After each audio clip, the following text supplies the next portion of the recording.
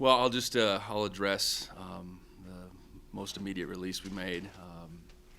We all have a responsibility to each other, to our team, to our university, to our community to make decisions with all those entities in mind. And Coach Garza failed to do so, and because of that, we'll be serving a one-game suspension this Saturday, and that's all I'm going to comment on it at this point. Bobby Daly will call defense on Saturday, and we'll move forward from here. Otherwise, taking on Weber State again, incredible challenge, facing a team for a second time within whatever it's been, 5-6 week span. Obviously, Weber's a top team in the FCS, a top team in our conference. It was a hard-fought win the first time through, back-and-forth affair on both sides of the ball. Obviously, special teams played a big part in the outcome that day, in the scoring that day. So we're gonna have to play real well, and I know that for us, playing our best in December is what we're after, and we're preparing real hard as we speak to do so. So with that, I'll open up for questions. Coach, congratulations on getting co-coach of the year, along with your team getting 14 players honored for all Big Sky honorees. What was that like to see all of that come out last week? Well, I think excited for our program. First and foremost, excited for our coaching staff. It's a award that's designated to me, but our entire coaching staff should get credit for it. And I think for the guys that were honorees, excited for them. I do think we have a team, though, that is not made up of superstars. We did not have a ton of first and second team guys, and I think that's relative to the type of team we have. And I'd much rather be the champions of the league than to have the most guys, and I think that's how our team feels. So we'll take those honors and stuff and be proud of them. But obviously, we're excited about where we're at right now, moving forward. One of the crazier games of the year was Weber State. Are you guys? How are you feeling going into this week, knowing that you're facing them again? Well, I think it's there's some benefit to the familiarity and understanding they have the same familiarity on their side too, having played each of the last 2 years. The way that game played out, I would assume they see themselves differently, here in December. That was at the end of October, and I know we do as well. And you look back at the game certainly with a different lens, I guess, than you look at just any other opponent.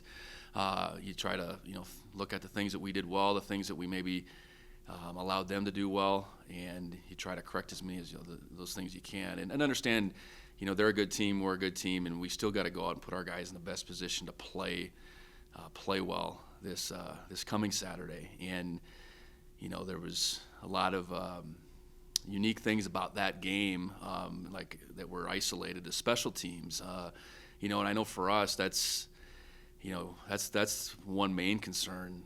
We can't let their special teams go, for touchdowns like they did against us. I think since then, the last 15 quarters, we've really covered kicks and punts well. And that first quarter, giving them 2 scores probably opened our eyes as much as anything. So, we have to find a way in special teams to gain an edge, and then offensively continue to build upon what we've been doing really all season. And then defensively, I think we probably played our best, three quarters for sure that last Saturday out against Montana. So excited about it, and I'm sure they are as well. Other than special teams, is there anything that you're taking away from that Weber State game that you're hoping to also correct the second time around? Well, I think the easy thing to point to is we didn't finish in that game. We had chances on offense to extend the lead. We didn't do so. So, if we're in that situation, or just even those short yardage plays that we maybe didn't convert on, how can we do better there? Defensively,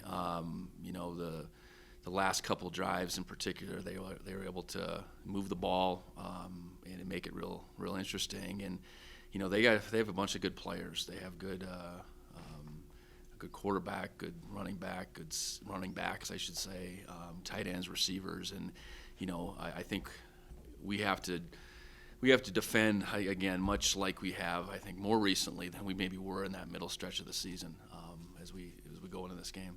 I'm sure you've already watched that Weber State North Dakota game, but in that 5-week difference, do you feel like they're doing anything different, or are they pretty much the same best played then?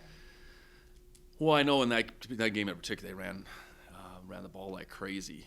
That really hadn't been who they were all Big Sky season for sure. Heavy on the run side, and that, that could have been game plan versus North Dakota. That could have been the weather.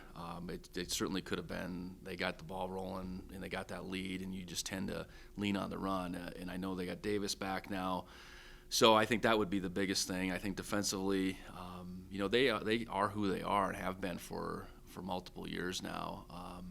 They make it hard on you because they have really good players. They can play a lot of man-to-man coverage, which allows them to get plus one numbers. So I don't think they're much different. That game played out differently maybe than some of their others, and that's a credit to, I guess, their versatility offensively, that they can do it through the run or the pass. How will Davis affect how you prepare for them as opposed to the first game when he wasn't there? I think you got to look at what types of runs better suit him maybe. Then they have such a stable of backs. They've run 4 different guys, and they've all had a level of success. Does him coming back eliminate one of those guys' touches or lessen 2 of those guys' touches? That's maybe part of it too. He's very dynamic, versatile, and Bankston, McMillan, those guys are too. So, I think they do what they do, but have they trended? Did they trend a little bit different run type in that game? I would suggest with him in the game they likely did a little bit. So just you focus on those run types a little bit differently. And you're obviously getting an All-American back as well. Mm-hmm. Just how excited are you that Isaiah's going to be finally out there, and how excited? Yeah, I am really excited. I know he is as well. This has been a long process. And I know for us, at the beginning of fall, the exact pinpointed date wasn't necessarily there at the beginning of August. As we got into October, still wasn't exactly pinpointed. As we got into the end of October, it was clear that this was going to be the week. So we've built him up, physically, I guess, endurance-wise over the last several weeks, and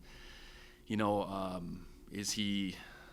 I don't know. Well, what is he compared to what he was last year physically? I think he's got a chance to be better. His injury that got operated on in March was an injury that went back to the beginning of 19.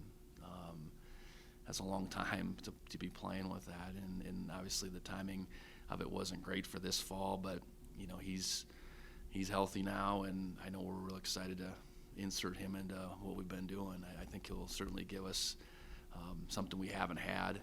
Not that that's anything against whether it's been Elijah, Lane, Garrett, any of those guys.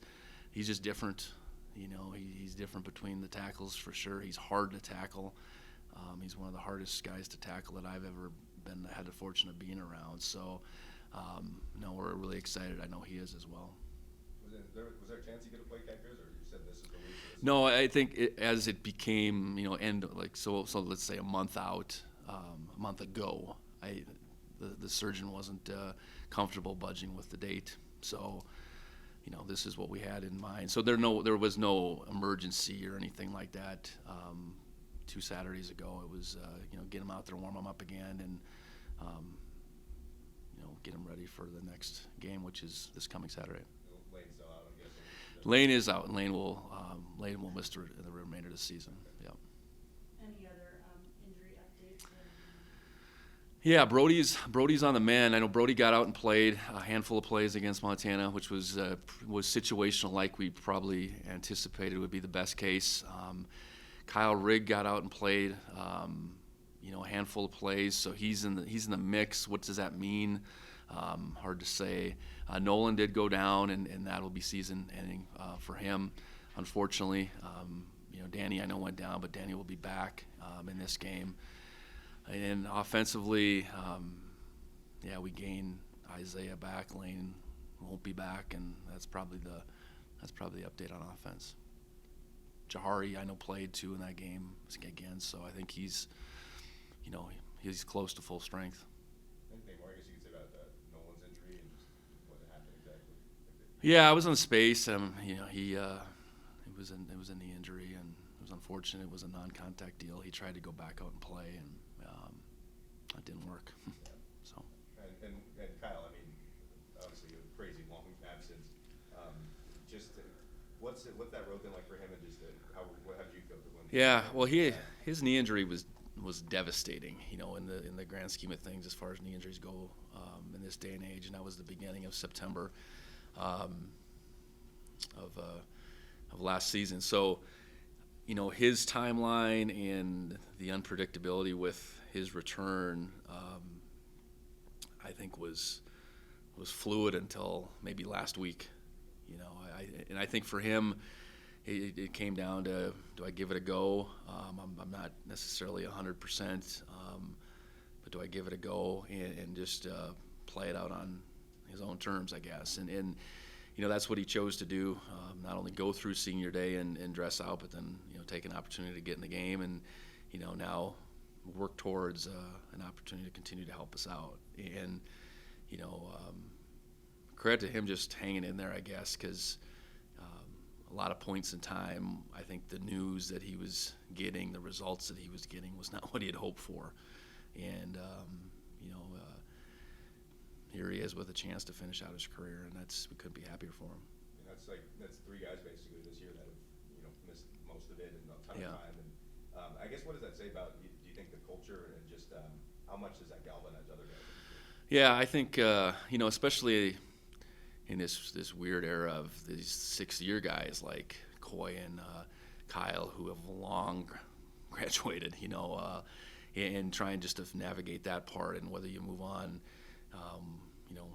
in the real world, so to speak. And I think, yeah, this program matters a lot to a lot of people, and I think, Coy and Kyle in particular exemplify that. Their opportunity to continue to be part of it was so dang important. Isaiah is a little bit different. This is his 5th year. I think it was an injury that he was going to be able to come back from no matter what. The other two wasn't necessarily the case. But same thing goes for Isaiah wanting to, come back and obviously contribute and hopefully cap off what's been already a great career here, not only this fall but next year as well. And I guess one more thing on Isaiah. I mean, you mentioned that this was kind of the plan all along, that he couldn't have come back really at Cat Grizzly, or that wasn't the plan. So when did it become sort of the discussion of like, hey, let's maybe redshirt and? Well, to me that was going to be completely dependent on how this fall worked out. If the fall worked out where he could play X number of games and that wouldn't allow him a red shirt, that's fine. If it worked out the way it has now and he won't exceed 4, that's fine too. So it was never going to be about holding him back for another year. It was just going to be, we got to play the timeline out the best we can. The timeline on the front end was less than ideal. He was planning on having that surgery as soon as we were done last year. Obviously, we're not finished until January. He hurt his other knee at Sam Houston. Had to have that one operated on first, and that's kind of how it all played out. And I appreciated him from the get-go, just saying we're going to deal with this timeline the best that we can, and not try to force it, and ultimately wanting him to come out on the other side as healthy as possible. He's worked real hard, and I think that's where he's at right now. And while we've been vague about it, there was some vagueness with it, and describing everything and laying out all the details is not part of the deal. So I appreciate you guys just going along with the vagueness. Yeah, no, and I mean that's crazy too. That he was basically playing on 2 injured knees in the title game. Yeah. He's rushed for 85 yards. Right. I'm sure that's not surprising to you, but just it's pretty crazy. Yeah, and knowing that him coming back for that game would set this fall back. I mean, that was all part of it. But playing in that game was important to him. It was obviously important to our team, and he let it all play out on the other side the way it has. And fortunately for us, we're here in this situation where we've been able to find ways to run the football without him. We've had other guys step up at that position, and here we are with an opportunity to bring back one of the best running backs, if not the best running back in the country, once playoff starts. So we'll utilize him obviously, and I think we're different from where we were last year and how we need to utilize him, but at the same time he'll get his opportunities. And Blake thought that was the best defensive performance in Cat Grizz that you've had all year. Do you agree? And I guess how do you feel about how the defense is playing? Yeah, I thought the last couple weeks and in two different opponents, but I think we've answered the bell. In each of the last 2 weeks, those teams have scored on our 2s and 3s, and but I'm looking at when our 1s are out there. We've been really disruptive. We've been able to stop the run. We've been able to disrupt passers. We've been able to cover better, not perfect, but better, and play the type of defense that is our standard, and really the type of defense that will complement our offense and allow us to put our best foot forward each one of these weeks that we get an opportunity to keep playing. And this week it's about Weber, and we need to play better defensively than we did the first time around. Find those things that we did pretty well, and we got a good stretch of defense in that game. So, no, I think that last Saturday was a great one to build off of, and I think our guys are playing with a different level of confidence now than say a month ago. It seems like Brody obviously got recognized, but hasn't put up a ton of stats. Blake is not a ton of stats, but it seems like he's been playing pretty well. But how do you feel like those guys on the defensive line especially have been playing, even though the numbers maybe aren't as high as Sebastian?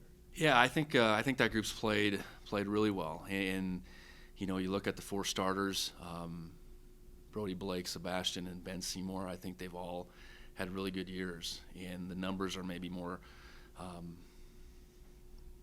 spread out, so to speak, and maybe not as high as Daniel certainly had last year, but consistency-wise, that group's played really well, and the emergence of Paul Brott and Kenny Iden, probably in particular in that second wave. Zach Black's played more and more.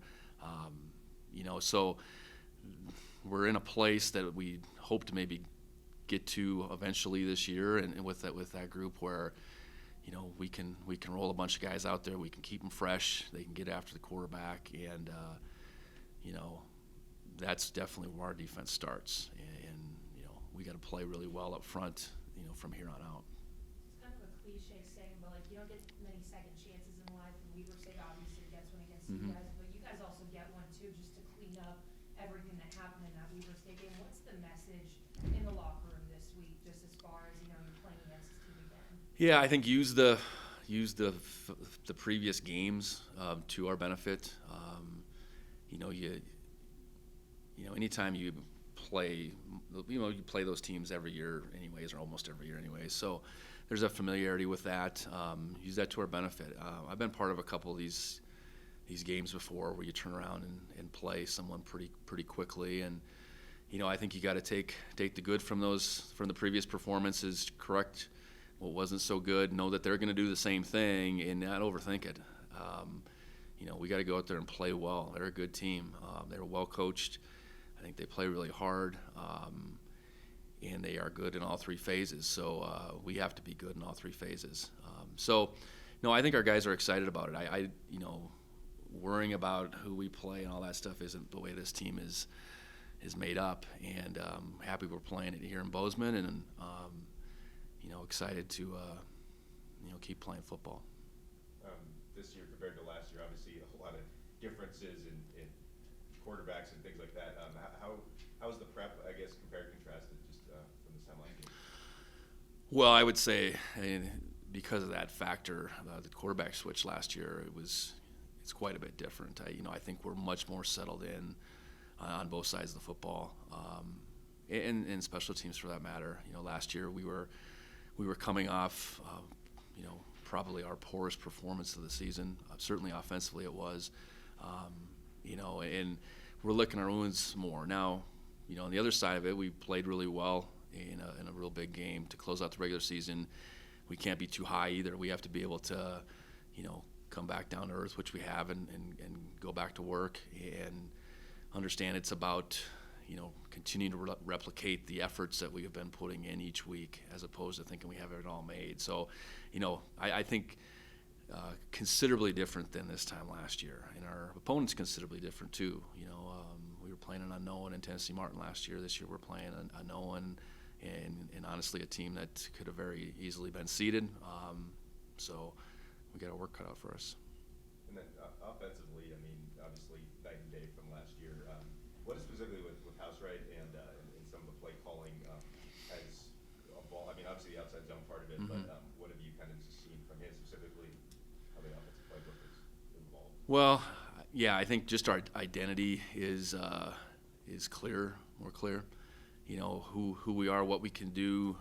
I do think we have a wide variety of playmakers, which is good. It's complicated too. You got to figure out a way to get them all the ball. Last year, if it wasn't Lance, it was Isaiah, and if it wasn't Isaiah, it was Lance. I mean, that's really what it was through the course of the regular season. And I think we're forcing defenses to defend so much more field now, and that's the width of the field. It still can be the length of the field at times, and that's hard. And we've been able to, I think, continue to do things very similar for our offensive line, so they can play at a pretty high clip, but then mask things and disguise things. Whether it's with motion or who we're giving the ball to, that it complicates things for the defense. So, no, I think it's an evolution of our offense for sure. It's continued evolution for Taylor, just creating a game plan along with the offensive staff, and then executing it and calling it on Saturdays, and having a real clear vision of who can make plays, and then how we're going to make it, and letting them go do it. And that was last November, October. That was pretty complicated for us, and that's just the way it goes. I mean, I don't know that he's any smarter or anything like that. I mean, it doesn't work that way. It's sometimes it's about your guys and what are your guys capable of doing, and can they do it at a high rate, and can you put them in position? And I think we're continuing to find ways to do that. Trayton Pickering, how did he kind of prove himself at the beginning of the season that he could do a bigger job and kind of provide a bigger role on the team this year? Yeah, Trayton's had a really consistent year, and I spoke to him, or spoke of him and Derek, both being guys that had, I think, good sophomore years last year, but they needed to take their game to another level. And Trayton, I think, has been super consistent all year blocking, and when he's been given an opportunity to catch the football, he's been really good. And they're weapons in their own right, and I think we've been able to utilize them quite well throughout the season. So just pleased with their continued dedication to getting better. They could have rested on their laurels. Both of them could have and been okay, but they had the mind to get better and better, and they've done that. And Derek got recognized as all conference, and I would suggest that Trayton's right there as well. Derek's a little bit more versatile and maybe just jumps out a little bit more with all the things he's been able to do, but Trayton's been really solid, and been really pleased with how he's played this year. If you had to narrow it down to just one thing, there's a lot of good things working for Weber State, obviously, but first time around, what did you think was the biggest challenge when playing them? Oh, well, I'd say in that game we gave up 2 returns, no question about it. In that game, we have a pick right out the gate that we fortunately held them to the field goal, and that first quarter, it's like we spotted them 17 points. So, not to say that their running game, how it complements with their RPO game. I mean, is they're really challenging there, and they're using their tight end number 88 more and more as the season's gone along. So it's a lot of things, and defensively, they can cover, and they got a whole host of good athletes that play really hard. So I think it's not one thing with them. I think in that game, though, it definitely, I would say, if we can find a way to get the returners down, we're going to be a lot better on that Saturday in particular. So we got to look at that. We got to play well on special teams, but offense, defense, they provide some real challenges as well. Yeah, Blake was kind of talking about that O-line. He even went as far as to say that he thinks emphasis on just attacking that ball quickly? Well, I think we have to just allow our guys to play fast up front, and if that means we move. I mean, we move a fair amount, but we're in a little bit different place than we were last year. I felt like we had to move all the time last year, and so letting our guys come off the ball, to your point, and be the aggressor is definitely got to be part of it. Coulter, do you have anything? Yeah, Coach, just a couple from me. First of all, just watching the FCS playoffs across the country this week. Weber State definitely looks like one of the best teams. So what do you think the fact that your first playoff team this week is upset wins and wins in that game? Oh, you're getting me to try to get on the playoff community here. I'm not going to do that. No, you know what? This isn't a this year thing. 2012, I don't know. I mean, we played South Dakota State second round. I don't even know where they were at, but it is what it is. They put the bracket together. You play the team that's in front of you, and if they have a gripe because they weren't seeded, that's probably more the gripe than we are sitting here saying, why are we playing them, I guess. I mean, you're going to have to play good teams all the way through it, and they're just happen to be the team that we're playing. But they are, they've been a really good team all year. 2 close losses to the 2 and the 4 seeds, and beat Utah State pretty handily. So, we'll have our hands full. Well, on that note, you guys played some of the best teams in the country during last year's run. So how much does that help you in terms of the confidence you have in order to have some of the best teams in the country in the playoffs? Yeah, I think that's just what you got to expect. You get in, however it lays out, you should anticipate that, because there's 16 teams left, and let's say there's 16 really good teams out there, and whoever you play, you're gonna have to go out and play well, and there's no handouts, or shouldn't be at the very least at this point in time in the season. So no, I think our guys. We went on the road and beat the top-seeded team last year. We came back home, and even though South Dakota State wasn't a seeded team, they were a really good team last year. And it's just the way it's supposed to be. You're supposed to be challenged this time of year, and like I said, Weber's an obvious challenge for us. You mentioned just how important special teams is in this game, and their main returner has had an unbelievable year. But it seems like you guys have really improved in terms of coverage and sense that. Where have you seen that? Well, those two plays in particular, we had guys in place we didn't make plays, and we challenged them within that game. We had to keep kicking off because we scored a bunch of points that day, and we had to keep figuring out a way. And certainly Blake Lesnar is a huge weapon when he can kick the ball in the end zone. And Blake, I think, has the highest touchback percentage in the country at FCS. So that's important. We're playing at home, so Blake should have a chance to do that. Punting wise, where we place the ball has been probably more valued than just pure distance, and Bryce has done a great job of that. And fortunately, he hasn't had to punt in a couple weeks, but if he gets those opportunities, he's going to have to make it hard on them. So, and we shuffled the deck a little bit. We had a bye after that Weber week, and we changed our personnel a little bit on the coverage teams. And I think covering kicks against Montana and doing a very, very good job at that against their return game, I think was a good sign of where we're at. But we'll have to do it again for sure. And it's certainly part about scheme, but it's guys trusting that scheme, doing their job, and then when they get an opportunity to go after it. And I just think since that first quarter of that game, we've done a better job of just having a relentless way about us when we go after the football.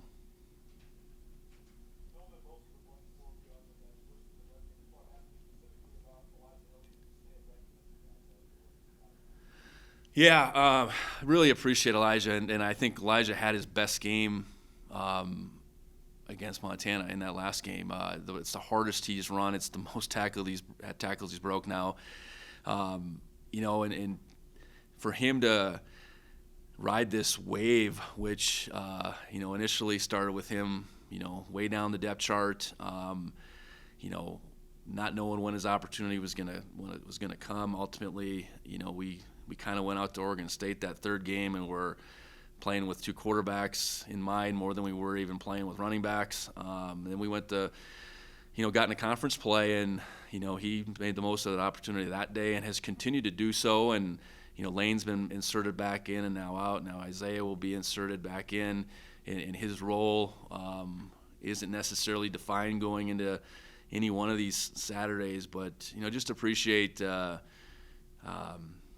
hanging in there, because if we don't have Elijah Elliott and his consistency through the course of the season, not sure exactly where we'd be. And last one would be, great victory, as you pointed out, the 5 games left in football for you. And for some guys, that might be the last 5 games that they have left in their careers. How do you sort of bridge that and not having to pressure drop?